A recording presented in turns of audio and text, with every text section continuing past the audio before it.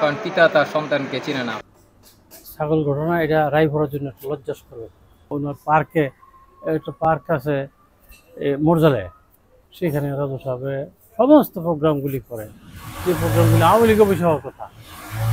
আমি যাই নাই যদি একটা ওনার মোবাইলটা বন্ধ, পার্সোনাল নাম্বারটা তো আমার কাছে নাই, সরকারি নাম্বারগুলো সব কিছু নিয়ে বন্ধ রাখছে।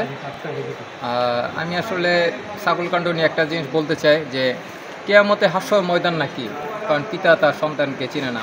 এটা সেই সময় হবে যখন কেয়ামত আসবে। আমি এর বাহিরে কিছু বলতে চাই না, হয়তো এটা নিয়ে কোনো ভবিষ্যতে কোনো ইট হবে বা মামলা হবে, কত কিছু অলরেডি শুনলাম যে সোনালী ব্যাংকের পরিচালক পদ থেকে ওনাকে অব্যাহতি দিয়েছে এবং কাস্টমস যে ট্রাইব্যুনালের প্রেসিডেন্ট এখান থেকেও তাকে সরাই নিয়ে নেওয়া হচ্ছে ইআরটি।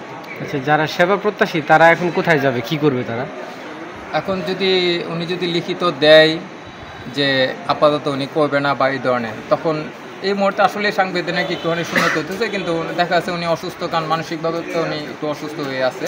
সেই মুহূর্তে কার্যক্রমটা আপাতত যতটুকু বাড়তেছে হয়তো বা উপজেলা নির্বাচনে উনি মানে কাজটা করতেছে।